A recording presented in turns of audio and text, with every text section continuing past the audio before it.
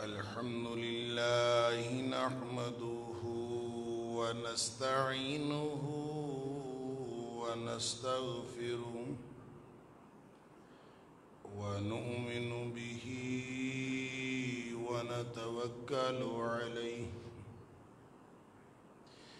ونعوذ بالله من شرور أنفسنا ومن سيئات أعمالنا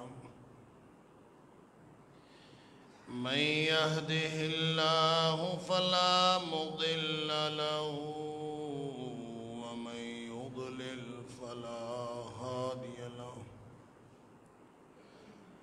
وأشهد أن لا إله إلا الله وحده لا شريك له وأشهد أن محمدًا عبده ورسوله صلى الله عليه وسلم أرسله بالحق بشيرًا ونذيرًا بين يدي الساعة فمن يطع الله ورسوله فقد رشد واهتدى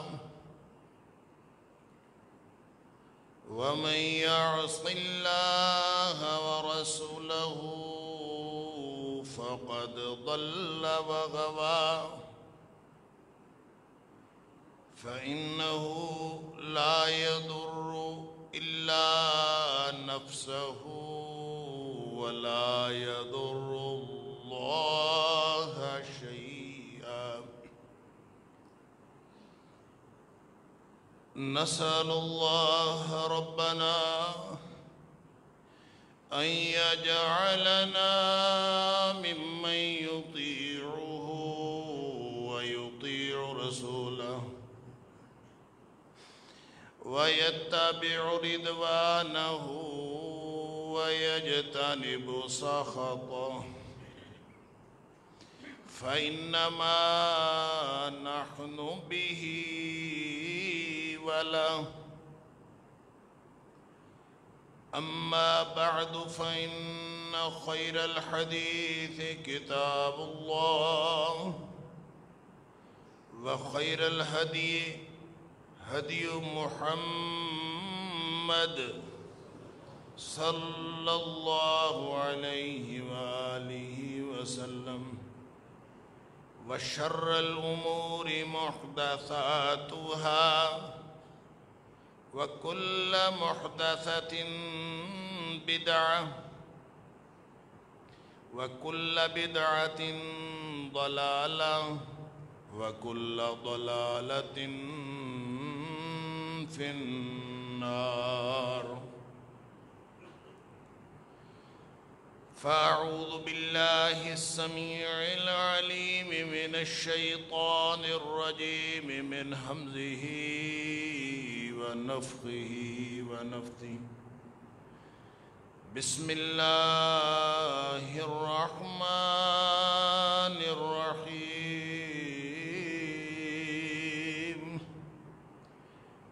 والسماء بنيناها بأيد وإنا لموسعون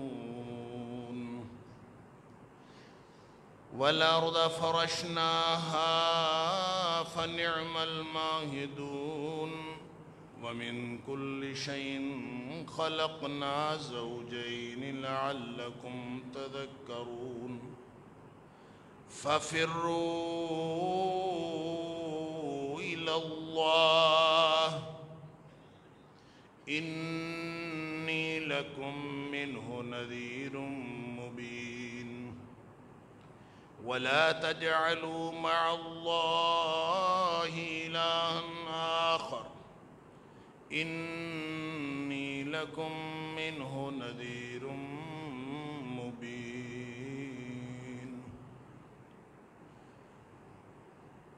اور آسمان کو ہم ہی نے بنایا ہے اپنے ہاتھوں سے، اور ہم اس کی وسعت کرنے والے ہیں، اور زمین کو ہم نے بچھایا ہے اور ہم بہترین بچھونا بنانے والے ہیں۔ ہر چیز کا ہم نے جوڑا جوڑا پیدا کیا تاکہ تم نصیحت حاصل کرو۔ پس تم سب اللہ کی طرف دوڑ پڑو،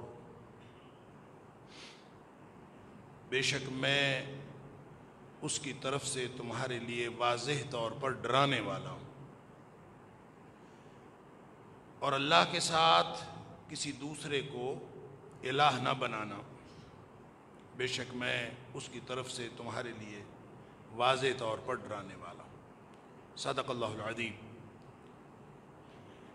اللہ کی ناراضگی سے اللہ کی رضامندی کی طرف فرار، گناہوں سے بچ کر نیکیوں کی طرف دوڑنا، اپنی زندگی کو ہر لمحہ اللہ کی رضامندی کے مطابق بنانے کی کوشش کرتے رہنا، اسی کا حکم ہے فَفِرُّوا إِلَى اللَّهِ۔ اور یہی وہ مقصود اور مطلوب ہے جس کو قرآن لعلکم تتقون کہہ کے خطاب فرماتا ہے کہ ساری بندگیوں کا مقصد، ساری زندگی کی تگ و تاز کا مقصد، ہر عمل کا مقصد اللہ کی ناراضگی سے بچنا ہونا چاہیے اور اللہ کی رضامندی حاصل کرنا ہونا چاہیے۔ لہذا مومن اور متقی وہ ہے جو ہر لمحہ یہ سوچتا ہے کہ مجھ سے کوئی چھوٹے سے چھوٹا کام ایسا سرزد نہ ہو جائے جو اللہ کی ناراضگی کا باعث بن سکتا، اور کوئی چھوٹے سے چھوٹا کام ایسا ہونے سے رہ نہ جائے جو اللہ کی خوشنودی کا باعث بن سکتا۔ اس ڈسپلن میں، اس نظام میں پوری زندگی آ جاتی ہے، پورا نظام عبادات آ جاتا ہے، پورا نظام معاملات آ جاتا ہے۔ اور پھر خاص طور پر جو مختلف کیفیتوں سے فرار کی کیفیت ہے، جیسے میں نے عرض کیا، کفر اور شرک سے اسلام کی طرف جانا، کفر سے اسلام کی طرف فرار اختیار کرنا، شرک سے توحید کی طرف فرار اختیار کرنا۔ جہاں انسان خطرہ محسوس کر لے، یا پھر محسوس کرے یا نہ کرے، اللہ اور اس کے رسول صلی اللہ علیہ وسلم بتا دیں کہ یہاں خطرہ ہے، اس خطرے سے بھاگ جائے۔ اور اللہ کے رسول صلی اللہ علیہ وسلم نے جہاں ہر خطبے میں نبی پاک صلی اللہ علیہ وسلم یہ بات ارشاد فرمایا کرتے تھے کہ فَإِنَّ خَيْرَ الْحَدِيثِ كِتَابُ اللَّهِ وَخَيْرَ الْهَدِيِ هَدْيُ مُحَمَّد صلی اللہ علیہ وسلم، کہ دیکھو کائنات کی بہترین بات اگر ہو سکتی ہے تو اللہ کا کلام، اور بہترین رہنمائی اگر کوئی ہو سکتی ہے تو نبی اکرم صلی اللہ علیہ وسلم کی دی ہوئی رہنمائی۔ یہ مکمل دین ہے، اللہ کا قرآن اور نبی اکرم صلی اللہ علیہ وسلم کی سنت، یہ پورا دین ہے، یہ مکمل دین ہے جس کو اللہ کریم نے قرآن میں سرٹیفکیٹ دیا، الْيَوْمَ أَكْمَلْتُ لَكُمْ دِينَكُمْ وَأَتْمَمْتُ عَلَيْكُمْ نِعْمَتِي وَرَضِيتُ لَكُمُ الْإِسْلَامَ دِينًا۔ پھر فرمایا کہ جو بھی نئے کام اس دین میں پیدا کیے جائیں وہ شر الامور ہے۔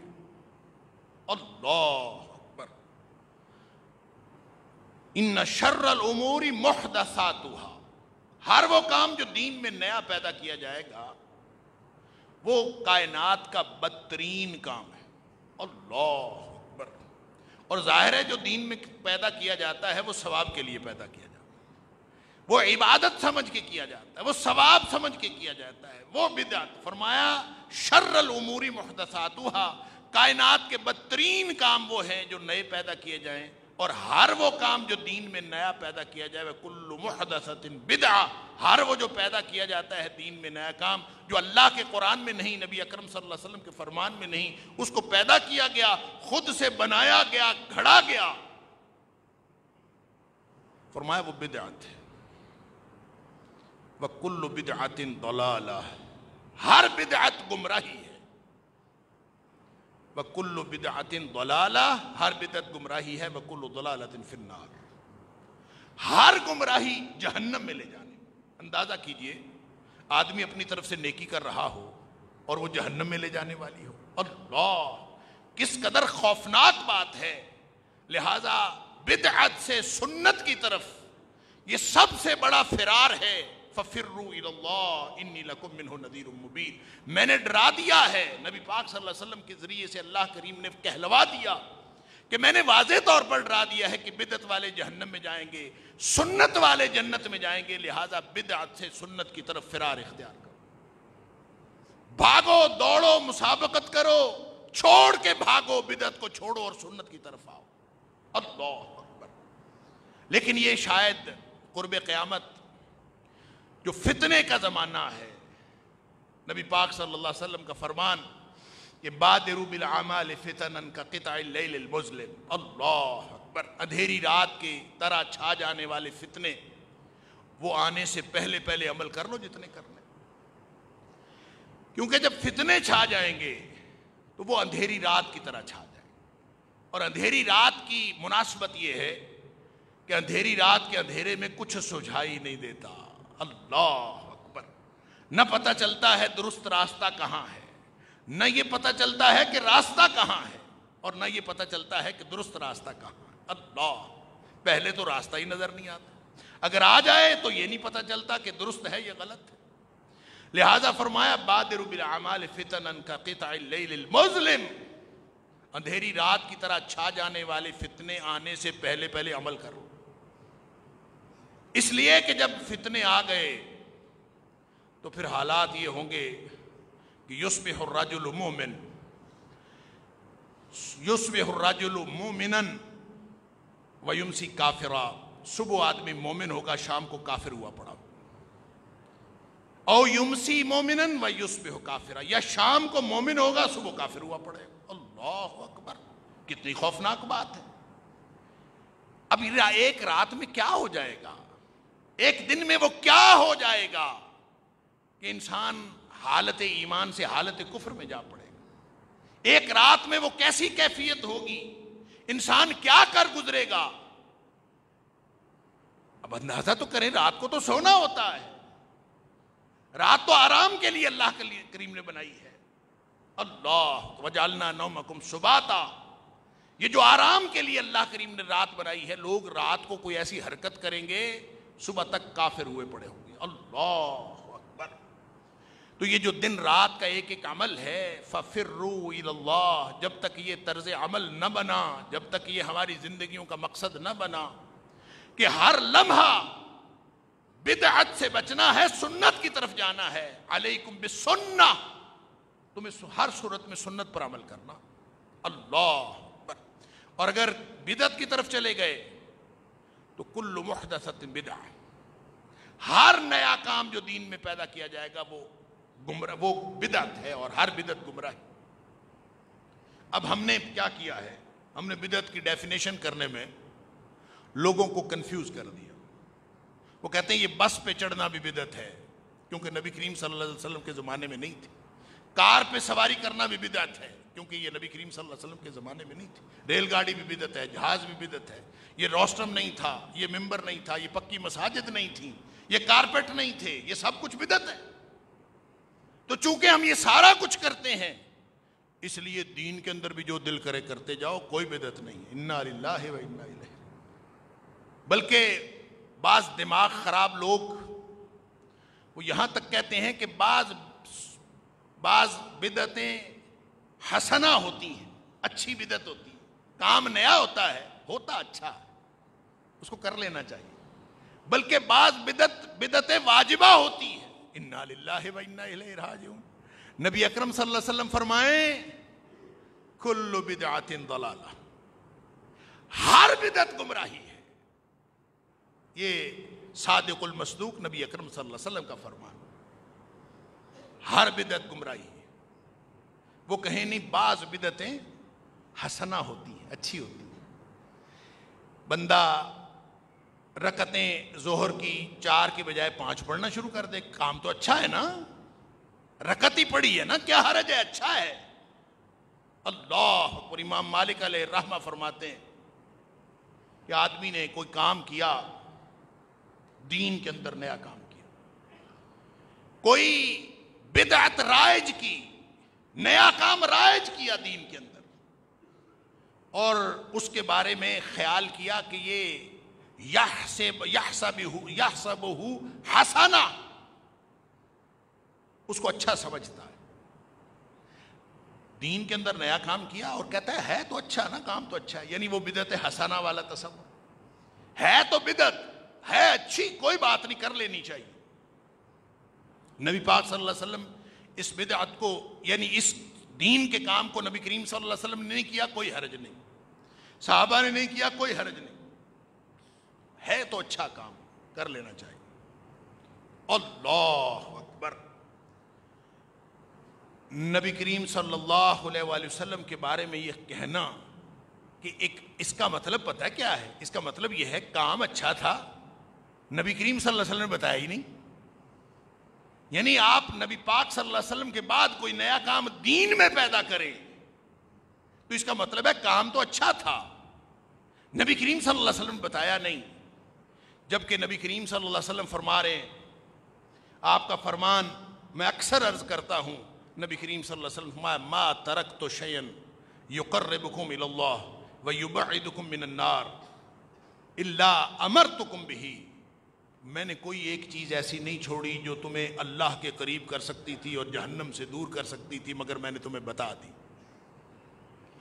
وما ترکت شیئا، اور میں نے ایک بھی چیز ایسی نہیں چھوڑی جو تمہیں اللہ سے دور کر سکتی تھی اور جہنم کے قریب کر سکتی تھی، الا نہیتکم عنہ، مگر میں نے اس سے منع کر دیا. اور قرآن نے کہا وما آتاکم الرسول فخذوہ وما نہاکم عنہ فانتہوا، جو اللہ کے رسول صلی اللہ علیہ وسلم تمہیں دیں وہ لے لو، اور جس سے روکیں اس سے رک جاؤ، جس سے منع کریں اس سے رک جاؤ. نبی کریم صلی اللہ علیہ وسلم کا کہنا یہ دین ہے، آپ کا منع کرنا دین ہے، اور یہ مکمل دین. اور کوئی شخص کہتا ہے کہ نہیں، ہے تو کام دین کا، ہے اچھا، اس کو اچھا سمجھتا ہے. اللہ اکبر. تو امام مالک علیہ الرحمہ کا قول ہے کہ اس کا مطلب یہ ہے کہ اس نے یہ گمان کیا انہ زعم ان محمدا قد خان الرسالہ. اس کا مطلب یہ ہے اگر اس نے کسی کام کو اچھا سمجھا، نیا پیدا کیا، اچھا سمجھتا ہے بدعت لیکن ہے اچھی، تو اس کا مطلب ہے نبی کریم صلی اللہ علیہ وسلم نے وہ اچھا کام بتایا ہی نہیں آپ کو. کام اچھا تھا، دین کا تھا، نبی کریم صلی اللہ علیہ وسلم بتائے بغیر تشریف لے گئے، تو اس کا مطلب ہے نعوذ باللہ من ذالک ثم نعوذ باللہ من ذالک. اس کا مطلب ہے کہ اس نے یہ گمان کیا کہ نبی کریم صلی اللہ علیہ وسلم نے رسالت ٹھیک طریقے سے پہنچائی نہیں. گویا نبی پاک صلی اللہ علیہ وسلم نے رسالت پہنچانے میں خیانت کی ہے، نعوذ باللہ من ذالک. قد خان الرسالہ، آپ نے پیغام پہنچانے میں خیانت کی ہے. اچھا کام تھا، نبی کریم صلی اللہ علیہ وسلم کو بتا کے جانا چاہیے. اگر آج کسی کام کو آپ اچھا سمجھتے ہیں، انا للہ و انا الیہ راجعون، تو سن لیجئے دین ثابت ہوتا ہے اللہ کے قرآن سے اور نبی اکرم صلی اللہ علیہ وسلم کی صحیح حدیث. اس کے علاوہ دین کسی چیز سے ثابت نہیں ہوتا. میں کہوں تو بھی وہ دین نہیں ہے. کوئی کہے دنیا کا بڑے سے بڑا آدمی، اگر تو نبی اکرم صلی اللہ علیہ وسلم کا حوالہ ہے، مدینے والے کی مہر ہے، تو وہ دین ہے. اور اگر نہیں ہے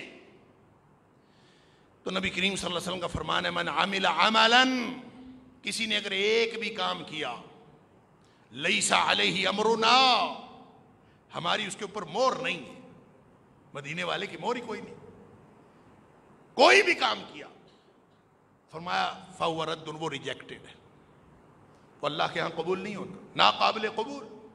من احدث فی امرنا ھذا، جس نے ہمارے اس دین کے اندر کوئی نئی بات پیدا کی، لیس علیہ امرنا، اس کے اوپر ہمارا کوئی حکم نہیں ہے، فَهُوَ رَدٌّ، وہ ریجیکٹڈ ہے. میں نے یہ ساری بات اس لیے کی ہے کہ آج رات جو ہے وہ پاکستان کے اندر نصف شعبان کی رات ہے، اور نصف شعبان کی رات میں ہم افراط و تفرید کا شکار. کچھ لوگوں نے قرآن کی آیات کا سہارا لے کر اور بعض ضعیف اور من گھڑت موضوع احادیث کا سہارا لے کر یہ ثابت کرنے کی کوشش کی ہے کہ اس رات کو خاص طور پر بندگی بھی کرنی ہے اور اگلے دن کا روزہ بھی رکھنا، خاص طور پر قوموا لیلہا وصوموا نہارہا، کہ اس رات کا قیام کرو اور اگلے دن اس کا روزہ بھی رکھو۔ نبی اکرم صلی اللہ علیہ وآلہ وسلم کے بارے میں کوئی ایک بات کرنا جو ثابت شدہ نہیں ہے، اور ثابت کیسے ہوتی ہے، یہ محدثین کی ایک سائنس ہے، محدثین کا ایک پورا ڈسپلن ہے، یہ ایک پورا علم ہے۔ جس طرح کیمسٹری اور فزکس کا ایک علم ہے، اسی طرح حدیث کا ایک سائنس ہے، ایک علم ہے۔ جس شخص نے محدثین کا یہ علم سیکھنا ہو وہ حدیث پڑھے، اور جس نے نہیں پڑھی وہ محدثین کی بات پر اعتبار کرے۔ انہوں نے پوری زندگیاں لگائی ہیں ان 5 لاکھ لوگوں کے حالات زندگی قلم بند کر لیے، جن میں سے جس نے کہا تھا کہ نبی کریم صلی اللہ علیہ وسلم نے فرمایا، جس شخص نے اس پوری چین میں جس شخص کا ذکر تھا کہ نبی کریم صلی اللہ علیہ وسلم نے یہ بات فرمائی، اگر آج کوئی شخص کہے کہ میں نے بخاری شریف میں پڑھا، میں نے ابن ماجہ میں پڑھا، میں نے فلاں کتاب میں پڑھا، تو اس کتاب لکھنے والے نے جتنے راویوں کا ذکر کیا ہے نبی کریم صلی اللہ علیہ وسلم تک، ان سب کے حالات زندگی پتہ کر لیں۔ اللہ، پھر جا کے وہ اس نتیجے پہ پہنچے اس حدیث کو کہاں رکھنا ہے۔ اگر تو کوئی کمزوری ہے تو وہ ضعیف حدیث ہے، اس کے بھی اصول ہیں، صحیح حدیث کے اصول ہیں، ضعیف کے اصول ہیں، اور اگر اس میں کمزوری بھی نہیں ہے بلکہ وہ من گھڑت ہے، موضوع ہے، موضوع کا مطلب ہوتا ہے بناوٹی، تو بناوٹی حدیث کا مطلب ہے وہ حدیث ہے ہی نہیں۔ تو جو حدیث ہے ہی نہیں، سوال یہ پیدا ہوتا ہے اس کو محدثین نے بیان کیوں کیا؟ محدثین نے بیان اس لیے کیا ہے کہ مجھے اور آپ کو پتہ چل جائے کہ یہ بناوٹی ہے، اس پر عمل نہیں کرنا، کہیں کل کلاں کوئی اور شخص اٹھ کے اس کو حدیث ہونے کا دعویٰ نہ کر لے، اس لیے اس کو بیان بھی کیا ہے، ساتھ اس کا حکم بھی لگایا ہے، یہ موضوع ہے، یہ بناوٹی ہے، اس کے پر عمل نہیں کرنا۔ لہذا نہ ضعیف حدیث سے دین ثابت ہوتا ہے، نہ موضوع حدیث سے دین ثابت ہوتا۔ تو اس رات کی اہمیت کے بارے میں، اچھا، ہمیں جب اس کی بحث ہوتی ہے نا، میں ایک بڑی سادہ سی بات آپ کو عرض کرنا چاہتا ہوں، جب اس کی بحث ہوتی ہے تو لوگ کہتے ہیں کہ اس رات میں اگر کوئی لوگ عبادت کرتے ہیں تو آپ عبادت سے روکتے ہو، اگر وہ روزہ رکھتے ہیں تو آپ روزہ رکھنے سے روکتے ہو۔ اللہ، کوئی نہیں روکتا، نہ عبادت کرنے سے، نہ روزہ رکھنے سے، نہ کوئی روک سکتا ہے، نہ روکنا چاہیے، لیکن جو اس رات کو قیام کے لیے مخصوص کرے اور اگلے دن کو روزہ رکھنے کے لیے مخصوص کرے، یہ اللہ کے رسول صلی اللہ علیہ وسلم کے دیے ہوئے دین میں زیادتی ہے، کیونکہ نبی کریم صلی اللہ علیہ وسلم نے کبھی مخصوص نہیں فرمایا۔ آپ نے روزے شعبان کے رکھے ہیں، اما عائشہ صدیقہ رضی اللہ تعالیٰ عنہ فرماتی ہیں نبی پاک صلی اللہ علیہ وسلم کو رمضان کے علاوہ جس مہینے کے روزے رکھنا سب سے زیادہ پسند تھا وہ شعبان کا مہینہ تھا۔ کہتے ہیں نبی پاک صلی اللہ علیہ وسلم کی عادت مبارکہ تھی، آپ کبھی روزہ رکھنا شروع کر دیتے تھے، آپ رکھتے ہی جاتے تھے، رکھتے ہی جاتے، حتیٰ نقول لا یفطر، کہتے ہیں ہم یہ گمان کرنا شروع کر دیتے تھے، آپس میں باتیں کرتے تھے کہ نبی کریم صلی اللہ علیہ وسلم تو لگتا ہے ساری زندگی روزے ہی رکھیں گے، یہ کبھی چھوڑتے ہی نہیں،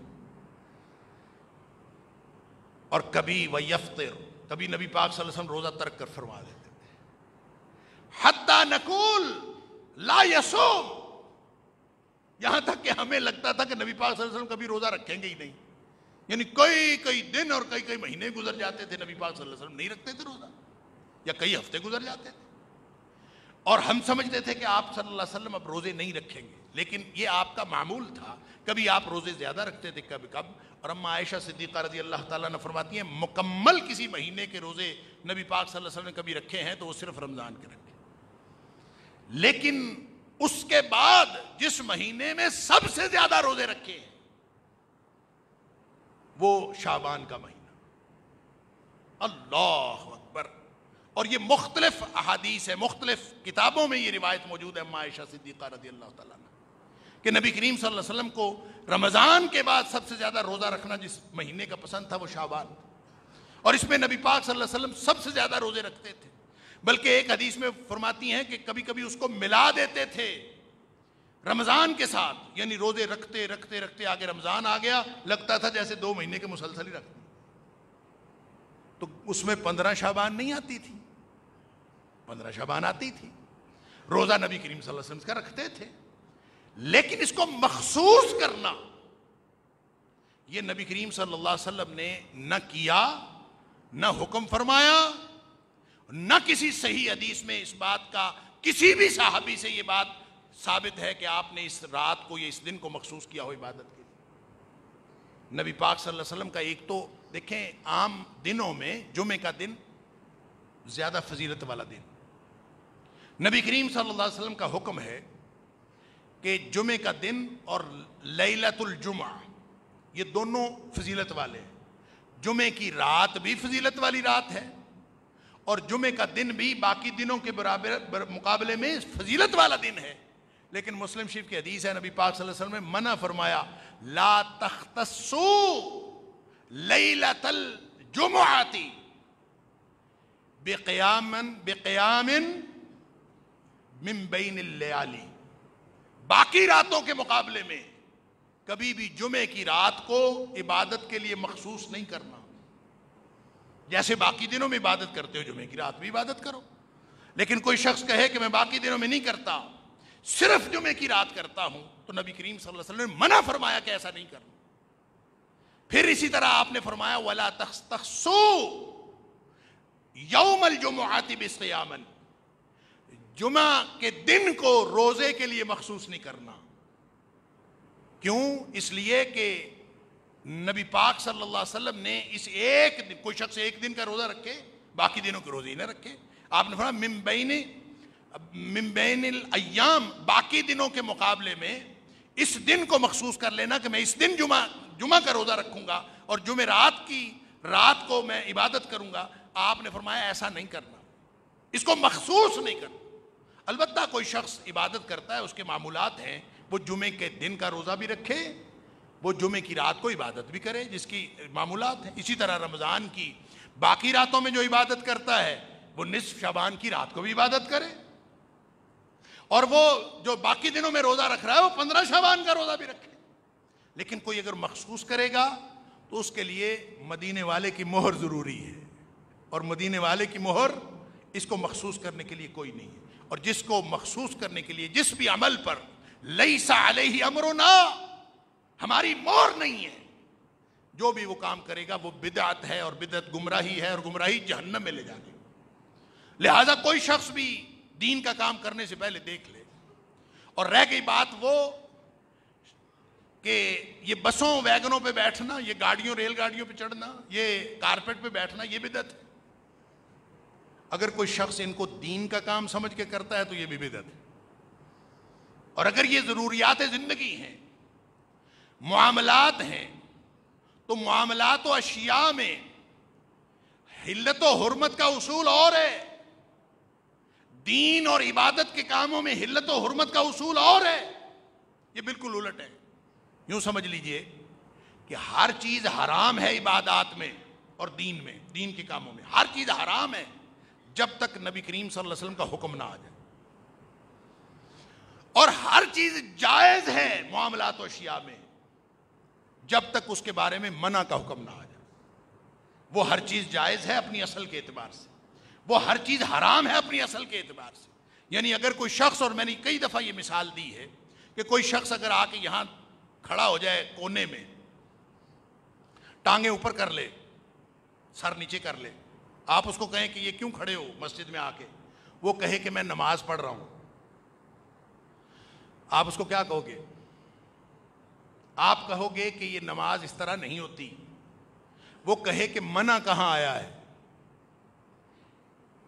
ٹانگیں اوپر کر کے سر نیچے کر کے میں کھڑا ہوں، منع کہاں آیا ہے؟ میں نماز پڑھ رہا ہوں، میری نماز کا طریقہ یہ ہے. آپ کہیں کہ یہ طریقہ غلط ہے، وہ کہے گا منع کہاں آیا؟ اگر وہ یہ کہے نا منع کہاں آیا ہے، وہ نہیں کہہ سکتا. کیوں؟ کہ دین، شریعت، نماز، عبادت، ہر چیز حرام ہے جب تک نبی کریم صلی اللہ علیہ وسلم نے اس کے اوپر کرنے کا حکم نہ دے دیا. جب آپ نے فرما دیا صلو کما رأیتمونی اصلی، لہذا دین کا کام جو کرے گا اس کو دلیل دکھانی پڑے گی کرنے کی. منع کی دلیل کی ضرورت نہیں، وہ اپنی اصل کے اعتبار سے منع ہے، اپنی اصل کے اعتبار سے حرام ہے.